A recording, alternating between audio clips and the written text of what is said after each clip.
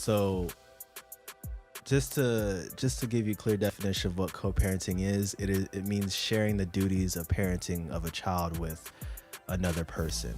What would you consider, like, what is your parenting, or how do you co-parent, or how do you handle your child with the child's mother? So in my particular situation, with me and the mother not being together for such a long time, we don't necessarily co-parent.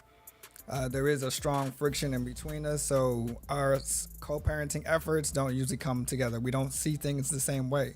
And I do think that that line of communication and the understanding between two parents is what helps establish co-parenting. But if there's not that communication there, then you're not co-parenting. I parent my way when I have my time with Alexia, and she parents her way when she has her time with Alexia. The co is very far and few in between, just things that we just happen to agree on. But even if we agree on something, our methods are still different. Mm-hmm. So I wouldn't necessarily consider what I do co-parenting. It is by definition, but really it's individual parenting or single parenting really. Yeah. But your situation is a lot different. Yeah, it is. And since I'm in a relationship, I'm connected with the mother of my child a lot. I communicate with her as much as possible. I try to keep an open communication, regardless if it's daycare or funds or whatever that she needs. I try to make sure I take care of it.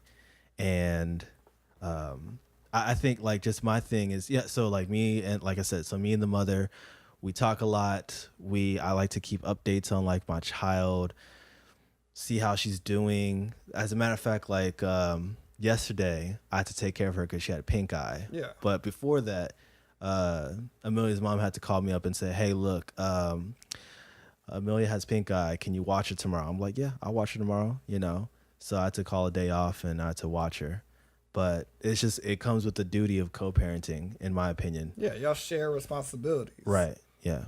So that does help establish that co-parenting, Mm-hmm. which I believe should be the goal. Like, if you're not part of the latter part of this conversation, like when you're married, and if you have a child together and you're not married, then co-parenting should be the goal. Right. You should want to be able to work under one accord, right, no matter what the household is, and make sure that we both agree that we're going to do what's best for the child together. I agree. Yeah. I think, like, and that's what I always wanted. I just want to establish some type of open communication. If there's a problem, let's hash it out together.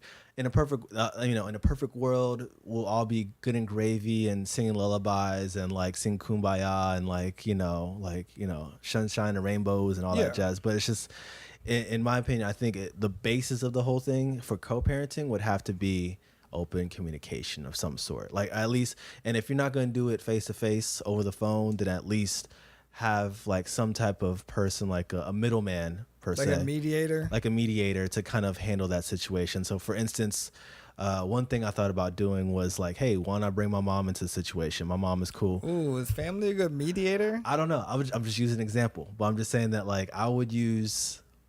You have to find somebody neutral. Yeah, so I would say, I don't know, a friend of ours, probably. But then I don't know. But that's just too much. Hazy. I've thought about this too, as far as a mediator for, like, situations like mine where it doesn't work out. Yeah. But my mediator is the judge. That's the best way to get it done. See, and that's what I try to avoid, is the judge, because it's just like the judge would be like, all right, you do this, you do that, you pay 33%.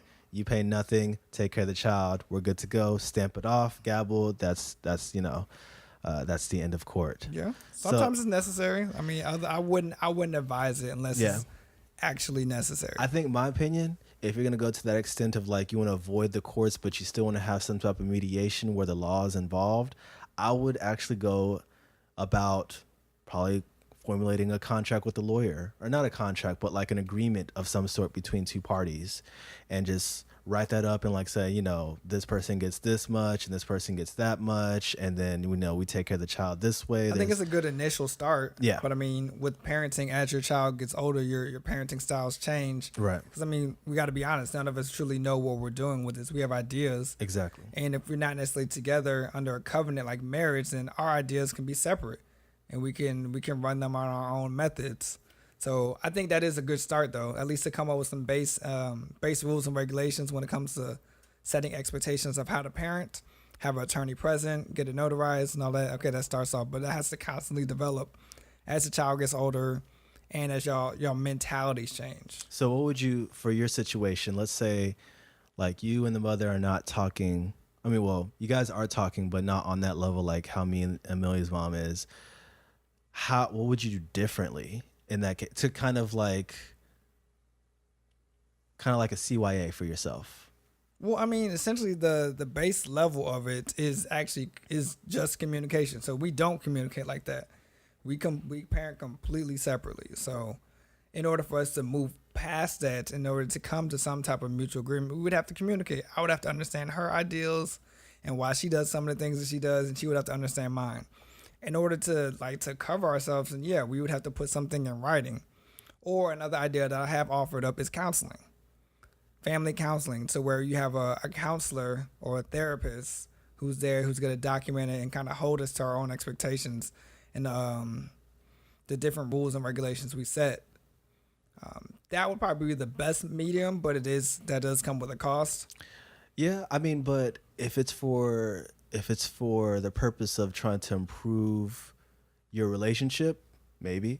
No, it's definitely beneficial. Yeah, beneficial for the relationship, yeah. And definitely beneficial for the child, and it's worth investing, in my opinion.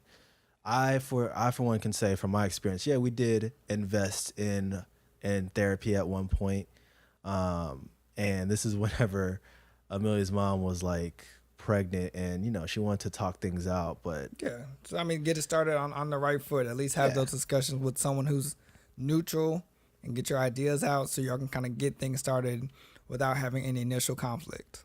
Right. The hard part from the opposite side of the spectrum is if y'all don't communicate, why would I want to at this point? So I mean, to kind of talk about the cons of single parenting and co-parenting and marriage, but I know one of the main things with cons with single parenting is there's no medium, of course, and then your child grows up to learn how to code switch.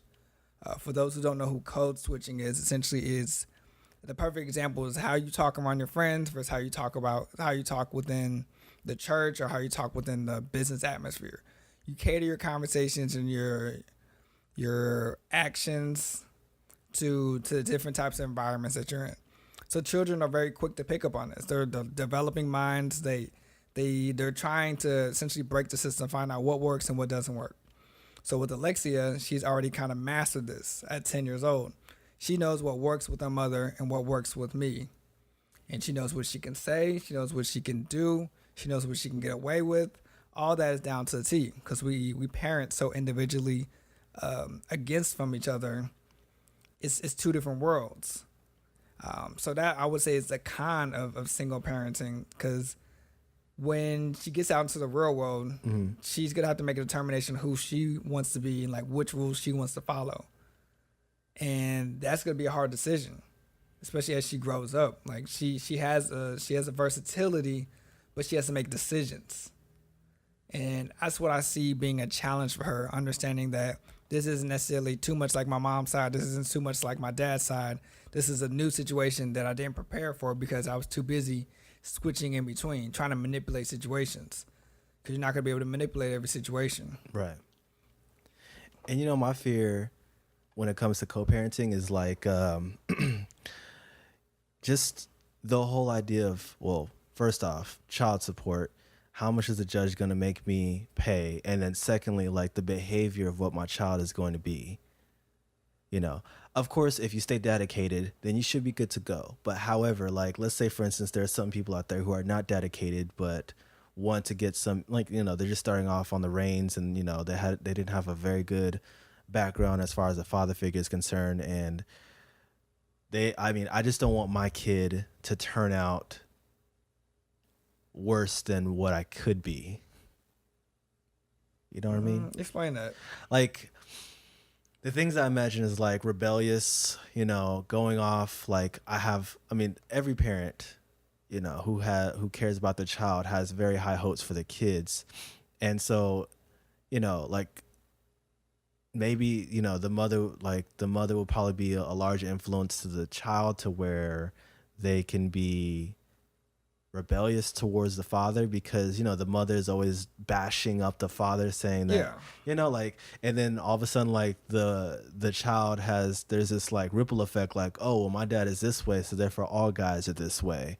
And that's just one of my fears, is like, you would shun me away because of what your mother has taught you or what your mother has said about me, and therefore your ideas of a man or a father or a husband are these certain types of things. Yes, I mean that's definitely a con from single parenting. Right. I mean, with co-parenting, you have that established relationship to say, hey, I'm not gonna talk bad about you in front of the child, and you're not gonna talk bad about me in front of the child. You just gotta establish that communication. Yeah, that's all.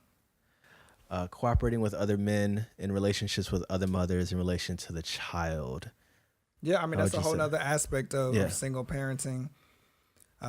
When you bring another parent into, but I mean, I feel like let's talk about that more when we get into marriage, like bringing somebody else into this relationship. Yeah, let's just pin that real quick. I mean, just other ideas that come with single parenting are just things that kind of work out in your favor. One thing I do enjoy is that because it is so individualistic, like I know what I impart into Alexia. I know the value I bring, and I know the things that I directly do that will help influence her and prepare her the best for this world.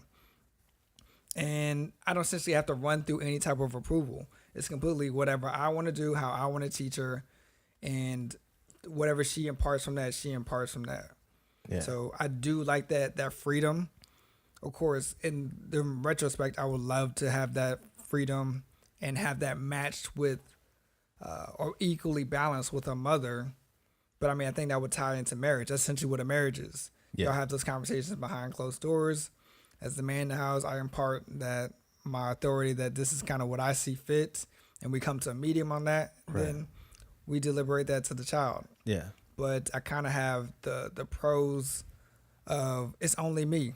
Right. I'm the authority in this matter right now. Right. And there's no other contradictions at that point. Yeah. I think another pro of being a single co-parent, individual or independent parenting, is that you have the freedom to be in another relationship, or you can go and find another woman to make you happy. Yeah. And I mean, you're not the only thing that you're tied down to is, let's just, take for our own experiences, child support and taking care of a child. That's it. And, and then every once in a while you have to communicate with the mother of the child. But outside of all that, you're a single man, you have a child, and you're free to roam around the country. Some people will take that as being selfish. Yeah, I mean, some people will, but it's just, I'm more about, so let's go find somebody who would be good, if not better, who actually is going somewhere in life and would actually be a beneficiary person in my life altogether. That would make me a better man altogether. So if we find that, then we found happiness, in my opinion.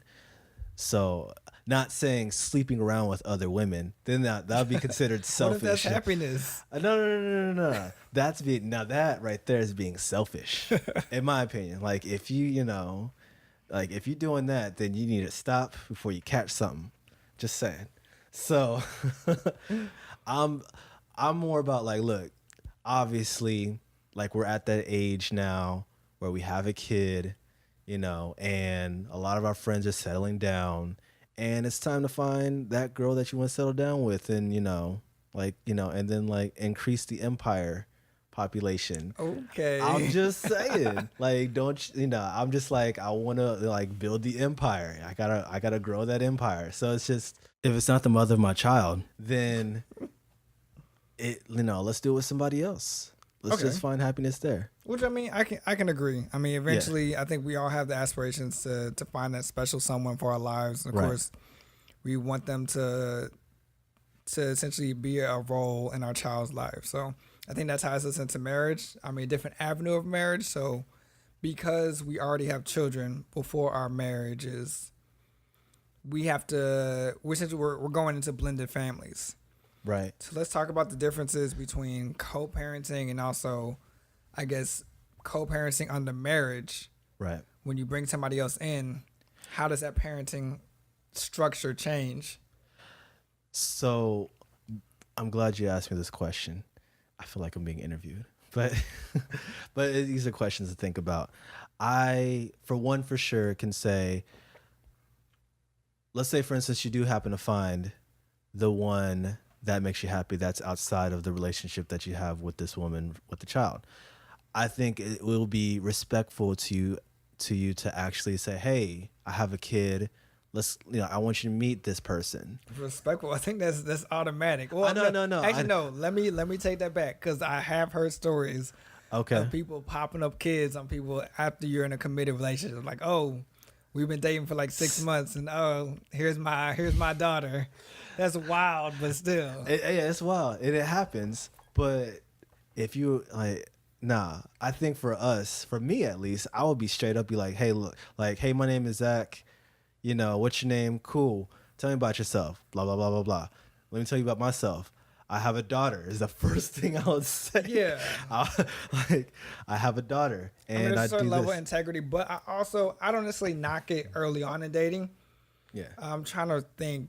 I think there has been instances where I've talked to women before, and it hasn't been like at the forefront of just like, hey, I have a daughter off top type thing. It's kind of like, especially with dating, because it's twofold. You have to get to know me. I have to come to that mutual relationship with you, and then my daughter. Right. So initially, sometimes it's just about you. Like, you got to make sure you're the right fit for this person.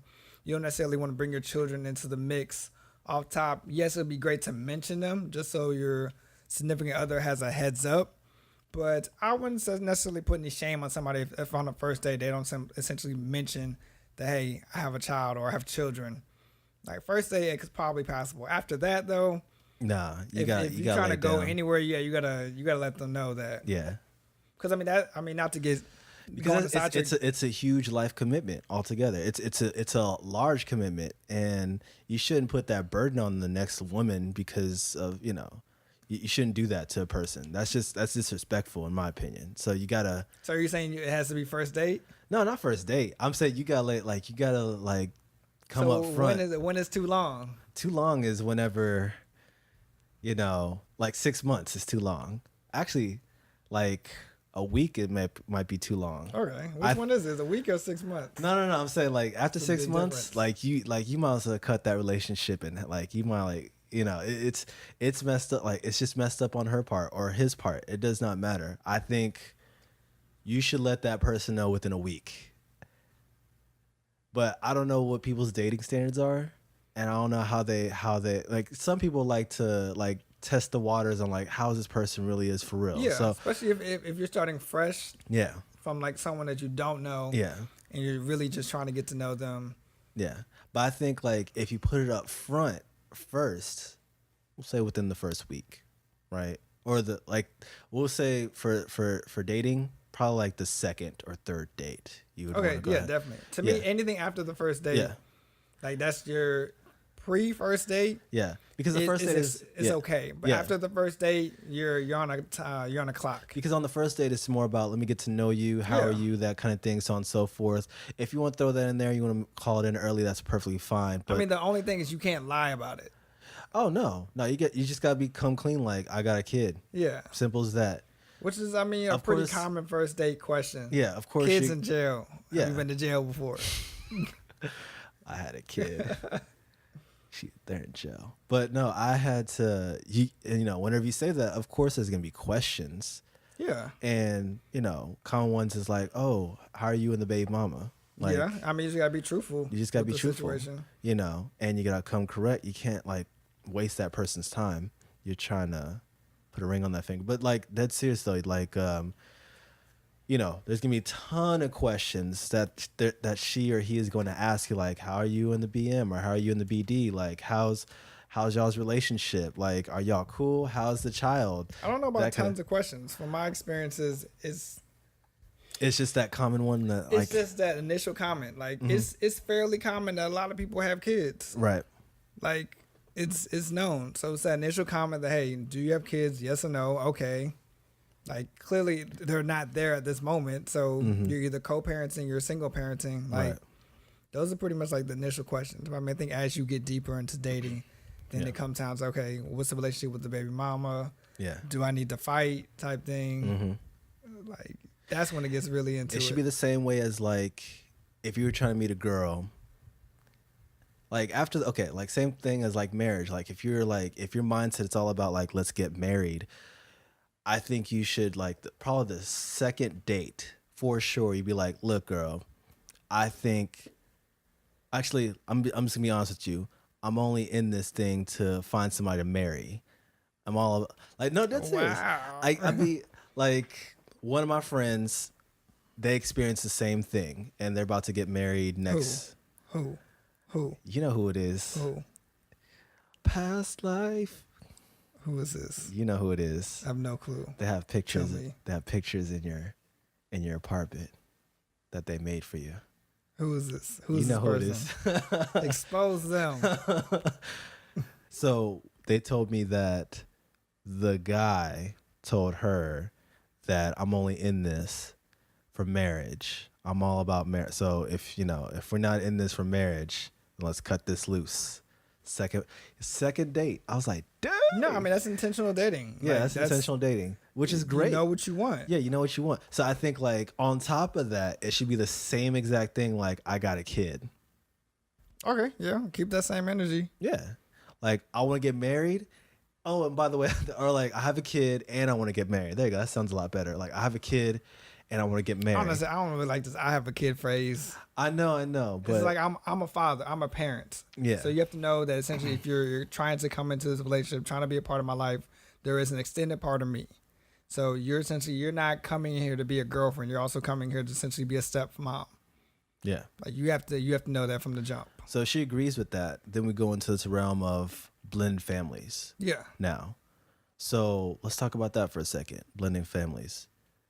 How would you approach this to the father or to the other woman, whatever? If we or I'm sorry, we're talking in terms of in terms of parenting. Yeah, we'll look at it both ways. We'll say, let's just take for instance, you got married. Oh no, we're talking about blended families. So yeah, you got married to somebody else, and the mother of your child got married to somebody else. Just for the sake of this argument, how would you handle that altogether? Well, I mean, essentially, it actually is a reality. Alexia's mother is remarried. So when it comes down to parenting structures, ideally, if we were truly co-parenting, I have a conversation with the stepfather. I lay down kind of the rules and regulations that me and her mother have already agreed with and kind of see where his head is at. And even though in this situation he would technically be head of household, he also has to know that Alexia submits to a different head of household. Like, I am her father. You are, as a stepfather, you're here to essentially take care of her mother and also support her mother. So that's kind of the way I view parenting when it comes into blended families.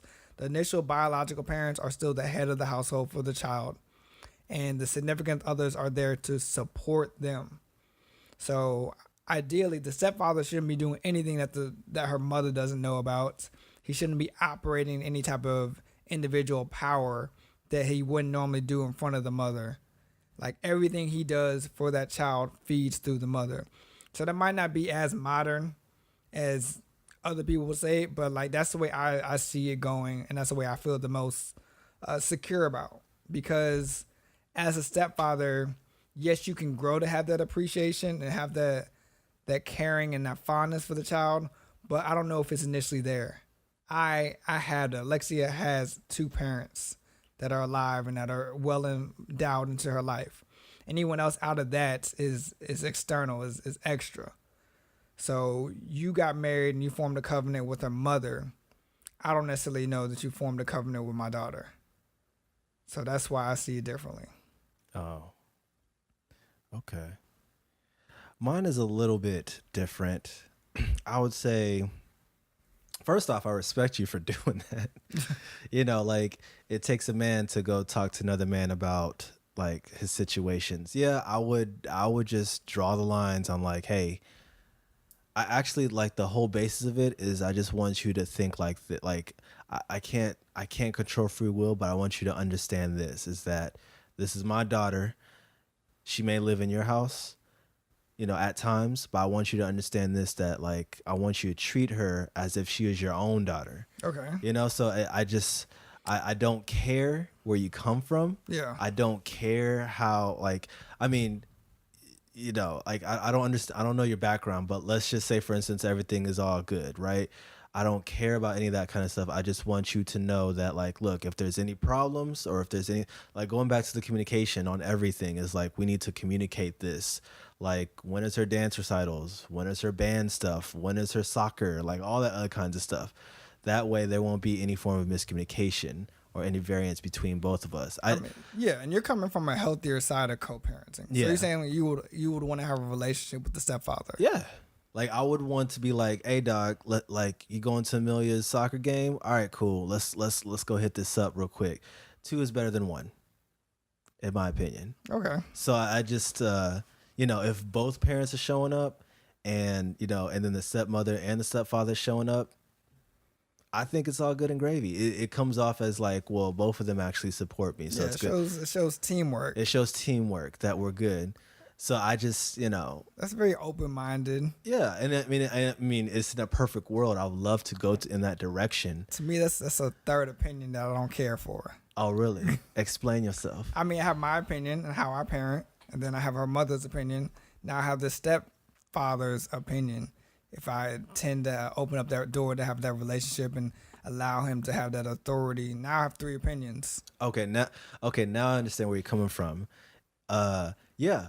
As far as authoritarian, I am the one who's responsible for that. Me and the mother, not the other guy.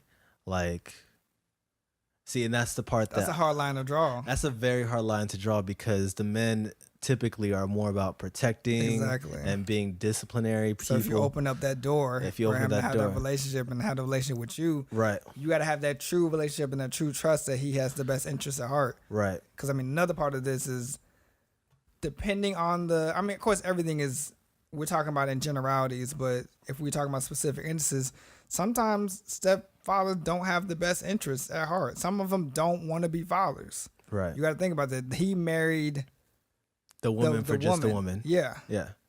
This is not a covenant between him and the child. Just like I said, I know you're out for the best for you and your wife. My daughter might not fit in under that umbrella. So I don't want a third opinion of someone who I didn't vet at all. I'm going off the judgment of someone who I don't necessarily even communicate with to parent our child. So that it might come off as rude, but it's protective not to keep too many influences that aren't equally yoked over the influence of a child. But I think, as far as that is concerned, like ending off the whole thing with blended families is, you just have to have some form of communication altogether. I know we keep saying communication over and over again. I mean, communication is key in any type of relationships you have, romantic or platonic. Right. You got to be able to communicate. If you're not communicating, it's not a but when it comes to parenting, like 2 grown men watching one child from a previous relationship, that's whenever you have to. I mean, we can agree to disagree on certain things, like as far as like disciplinary action, but at some form or fashion, you kind of have to come to some form of agreement on how we're going to discipline this child. And, either both of y'all discipline them or one of y'all do. Yeah. And I think we can both agree that like we want to be the authoritarian over our child at the end of the day. Definitely. But then it becomes a very hard conversation with it. And you know what, let me go and bring this up real quick. So my parents are still married, thank God. Praise them all day. And my dad had a previous marriage, and word. Yeah, word. Talk about it. So yeah, that's what I'm about to get into. So he was in a previous marriage, had 2 kids, my brother and my sister. And of course, obviously, that didn't work out, so they had a divorce. And this is kind of why I kind of started this podcast in the first place, because it's not really talked about much, but I want to go ahead and use our experiences to kind of help educate y'all. So going back to my dad, a platform. Yeah. So my dad, divorced, had to make things work, going from job to job, and in the what is it called whenever whenever you go into you go divorce and then you have to go to the court, what is that called? Like what's that thing whenever you have to some type of settlement or some sort? How I don't know. We probably should look that up. we'll just call it settlement for right now. But whatever that Go through term the is called. process. Yeah, basically in the process, the settlement was that the agreement was my brother and sister's mother would take my sister, and then my dad would take my brother. Oh, they split the kids They up. split the kids up. Dang. Yeah. So my sister was in Chicago with her mom, and then my brother was with my dad in South Bend, Indiana, and then they moved to California, Los Angeles, California. And it's just like my dad was trying to make ends meet, so it's just a lot of things that I'll bring up this story again, but long story short, like my dad met my mom. My dad was the boss. My mom was the associate. And Uh-oh. I feel HR violations creeping up. don't sue my dad, please. No, Statute limitations are passed, hopefully. basically that was back in the 90s, I think. No, that was back in the 80s. Yeah, back in the 80s. So, things are a lot different now. But regardless, so fast forwarding to my parents' relationship now, because they get married, my mom had a really hard time with my brother. Yeah, I mean, she walked into a blended situation. She walked into a blended situation. It was hard. She didn't know, she would complain about my brother all the time, and, disciplinary action. And she would always go to my dad about certain situations. And of course my dad would be like, hey, calm down. It's okay. It is what it is. He's just a 12-year-old boy and all this. See, I can respect that. That's the avenue I was talking about. Like, you got to go through the initial parent. Yeah. Like, if she would have started wilding out on your brother, granted, I mean, in certain situations it might be deemed necessary, but that's conflict. Now your dad has to deal with that. Then your dad also has to deal with your brother's mom. Yeah. Having her retaliation and her comments on it. Yeah, and I don't even know the situation. What if the roles were flipped? Like, what if my brother was with his mother, and my sister was with my dad? Yeah. How would that be? We don't know. I don't think we'll ever find out. But I think it might have been a similar situation, but more on an emotional level. Like, I think. So you're talking about gender roles, like between a daughter and a stepmother? Yeah. That's pretty deep. We might have to go on down another topic of just gender roles and different relationships. Go and write that down. I think, just, that the gender role between, a son and a daughter. That's a very good one to keep. I think my mom would have been a little bit cooler with my sister than my brother, because my brother is hard edged. I mean he's 12 years old, so keep in mind it's just they're going through that phase. Yeah, going through a lot. And so I remember my brother said to my mother years later. I'm talking 15 years later. He's like, you always you disrespected me and this other kind of stuff. And you're always yelling at me. I didn't like it, but I'd always run to my dad about it. And my dad would always come to you and say, hey, I need you to chill out and everything. And this will all be fine. And my mom, low key just didn't like him I might be wrong. Dang. But it was just, it's just I think she did not like him because one, it's not her child. And, women are very, very close knit with their children, and if it's not theirs, then they'll feel some type of way this is not my kid. That's what's my point with the stepfather. It's not his child. They might not be connected. Yeah, exactly. And so there's no connection, therefore it's everything is lost. We can't even be cool with each other. Eventually they get cool, and all blended families like that, the son is calling the stepmom like by her first name, and it's Oh just yeah, that's a whole nother that's thing. a whole different thing, player. A whole different thing. So I think like I said, eventually they did make it up, and they're really cool. My brother was calling my mom, and everything. And you know what's weird is that like I still have a hard time. Like I call my brother's mom by like Miss whatever her last name Yeah, I is. mean, also to lay out the whole situation. Your Yeah, brother's how many years older than you? he's like 10 years older than me. Okay, so I Yeah, mean, she was Miss to you as you growing up. Like she yeah. was. But we weren't around her that much. Like of all the times I've been around her, I've only been around her for like, as far as I can remember, like just like 2 or 3 times in my lifetime. I've been around her, Oh, and I've always called her Miss. So, and I want to call her mom, but I'm like, you know, majority of my life I've never really been around well, you, I so mean, I can't. I don't see a situation where you would call her mom. Yeah, but I just like, but you're my brother's mom, Nah, but we have the same that's just dad. Karen to you.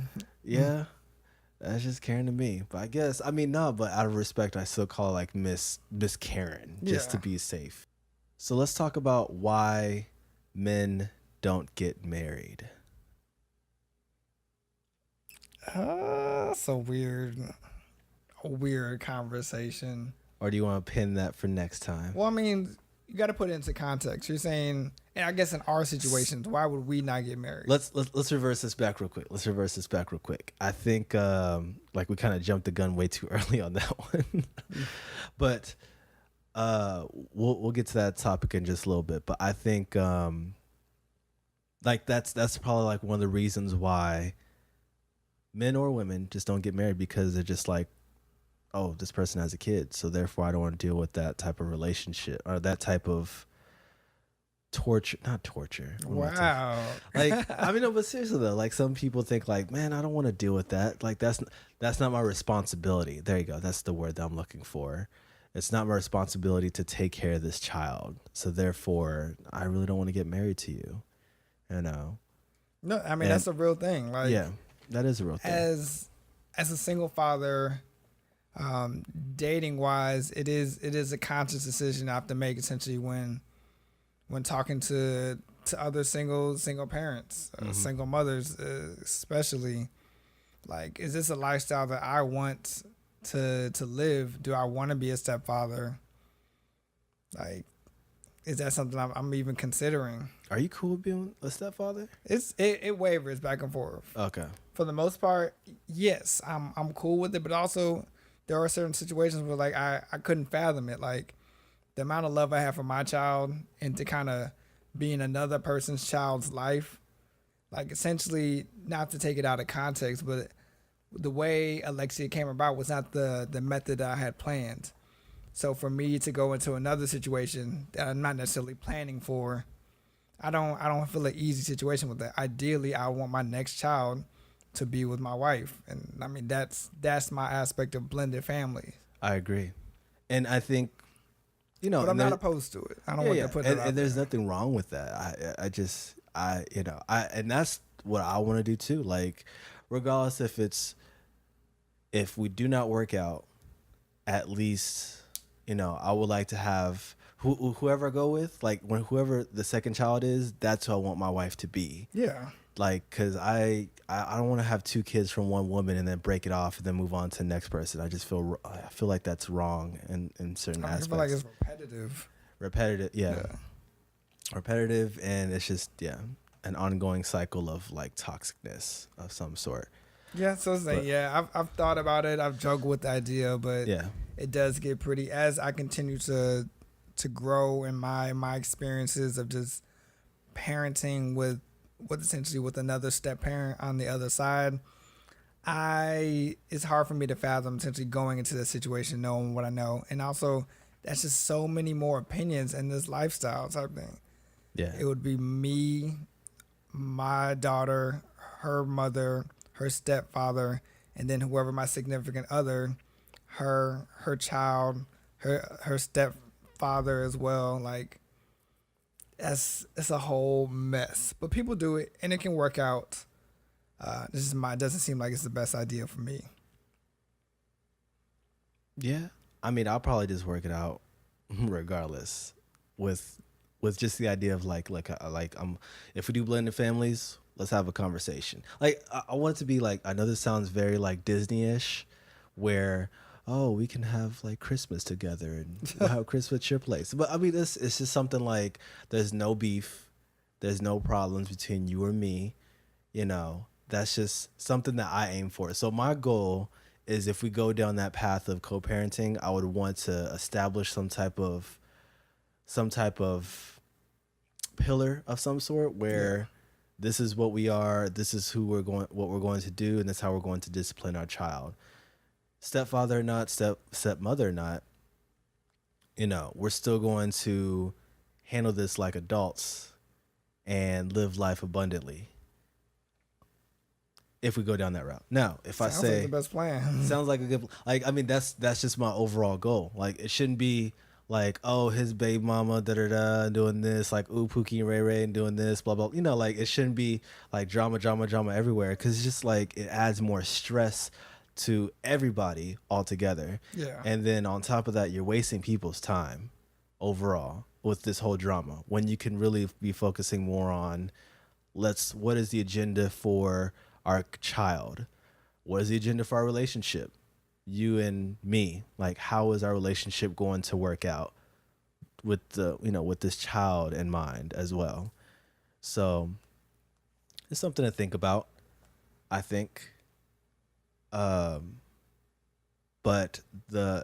that's why people, especially men, why they don't even get married, is because of that drama and all that uncertainty and all the problematic things that comes with the child as well. Yeah, blended families take work. Yeah, a lot. And some people are not willing to be dedicated to that whatsoever. And it's horrible all around. I won't say horrible. Let's leave a beacon of light. There are potentials for these to be great relationships. Yeah. And there are. I'm pretty sure we have friends and family who have grown up in blended family situations, where someone has made the decision, okay, hey, yeah, I have a child, but I still want to have a relationship with you. They get married, they have other children. So people have siblings that come from blended families. It works out. Overall, I mean, I guess you would be an example. You kind of have a blended family. Yeah. So it works out. There are situations where things don't go horrible. Yeah. But you have to be careful. And like I said, all families, blended families especially, take work. Got to have that level of communication. Yeah. Or else you're really setting yourself up for a hard life. Yeah. So just to paint the picture all together, I just think, or the way it should be, in my opinion, is like, you got the father, you got two different mothers. The mothers are still chilling with each other. Like, we could still talk. Like, matter of fact, like, my mom keeps asking my dad, like, oh, how is Miss Karen doing?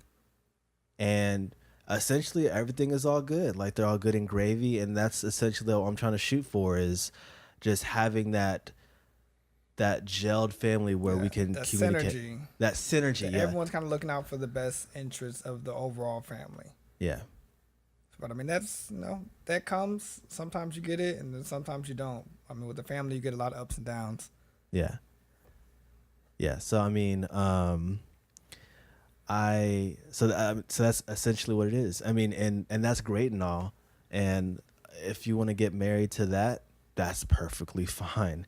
Now in some cases, I understand that some guys, they don't want to be into that type of situation. They want to get married to like drama. And I think the next thing that I want to say why men don't get married is because they're afraid of divorce.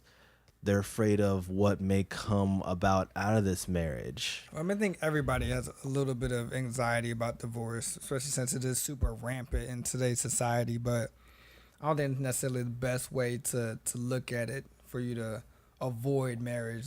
I'm avoiding marriage so I don't get divorced. Like, you're already going with the defeated mentality. So in some cases, you're just using divorce as your excuse to not get married. Yeah. It's an all around excuse. And essentially, we shouldn't be using that as our way. So I yeah. But I'm with you on trying to avoid drama. Yeah, I'm just like, we're all trying to avoid drama. Like, who would want to live a life of drama all day long? Nobody. One thing for sure is that you shouldn't marry a girl because the sex is good. You should marry her because she actually makes you better as a man. Now, if you think that sex is just the answer for everything, you're definitely wrong. Another thing that a man should not get married for is because that you both have a child together. And that's just something that you shouldn't be automatically drawn to because it's like we both have a child. And you shouldn't be intimidated by the fact that we have a child together. And therefore, you should be free to choose whoever makes you happy, honestly. And lastly, you should never, ever, ever compare your relationship to other people's relationship. Like, for instance, if you see like one of your friends who just got married or in the realm of trying to get married, you shouldn't be like, oh, I need to go ahead and hop into a marriage of some sort. Don't be that guy. Like, just really consider the options that you have in front of you and think about it like that. I want to live a peaceful, happy life where I can raise my daughter in a pleasant place where I don't have to deal with gunshots. I don't have to deal with, no matter where I go, there's always going to be some problems, but I want to be where it's like everything is all good and gravy. We're all happy, we're all fed. We live under one roof. Like, we're one big happy family.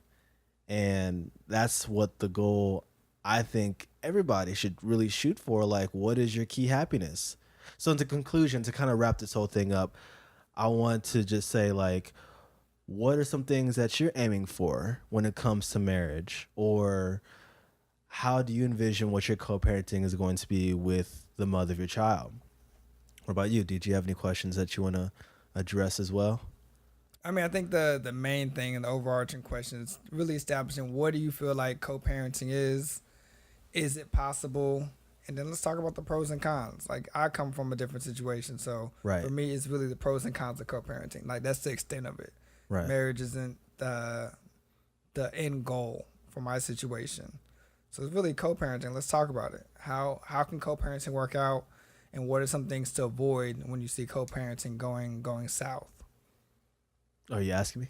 No, it's an open topic for the anybody? people to talk about. Yeah. So it's just a couple things to think about.